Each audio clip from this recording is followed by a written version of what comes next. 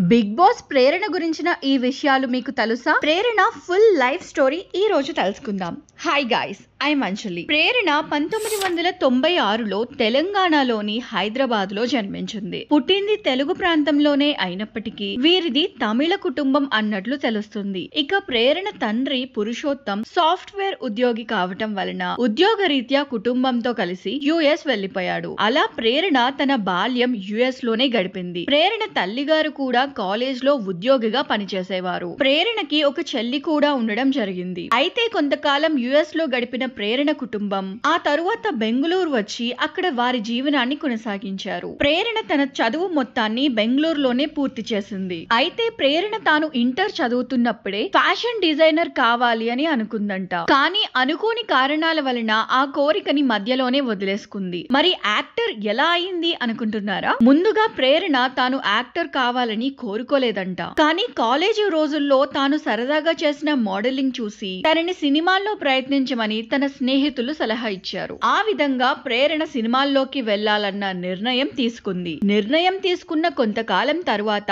అవకాశం ప్రేరణని వెతుక్కుంటూ వచ్చినట్టు అనిపించింది. ఎలా అంటే తాను ఉంటున్న ఏరియా దగ్గరలోనే ఒక సినిమా ఆడిషన్స్ జరిగాయి. ఆ ఆడిషన్స్ కి తన స్నేహితులంతా కూడా వెళ్లడం జరిగింది. ఆ విషయం తెలుసుకున్న ప్రేరణ తాను ఒకసారి ప్రయత్నిద్దాం అని వెళ్లి అసిస్టెంట్ డైరెక్టర్ ఇచ్చిన డైలాగ్ ని నేర్చుకుని అదిరిపోయే పెర్ఫార్మెన్స్ ఇచ్చింది. అంతే, దానితో ఆ కన్నడ సినిమాలో సెలెక్ట్ అయిపోయింది. ఇక ఆ సినిమా తరువాత 2017-2018 మధ్య కాలంలో కన్నడ సీరియల్ అయినటువంటి హరహర మహాదేవ్ తో బుల్లి తెరలో కూడా ఎంట్రీ ఇవ్వడం జరిగింది. కానీ 2019లో రంగనాయకి ద్వారా ప్రేరణ సీరియల్ హీరోయిన్ గా మారింది. ఆ సీరియల్ కాస్త త్వరగా ముగియడంతో ప్రేరణ మళ్లీ సినిమాల కోసం తిరిగి దాదాపు 8 చిన్న సినిమాల్లో నటించింది. ఇక 2001లో తాను మొదటిగా కన్నడ బిగ్ బాస్ షోలో పార్టిసిపేట్ చేసింది. దాని ద్వారా కన్నడలో మంచి గుర్తింపే తెచ్చుకుంది. అయితే ప్రేరణకు తెలుగులో నటించి గుర్తింపు తెచ్చుకోవాలి అన్న కోరిక ఉండటంతో తెలుగులో ప్రయత్నించగా కృష్ణ ముకుంద మురారి అన్న సీరియల్లో తనకి అవకాశం లభించింది. 2022లో మొదలైన ఈ సీరియల్ ద్వారా తాను కొంతమంది తెలుగు ప్రేక్షకుల్ని కూడా సంపాదించుకుంది.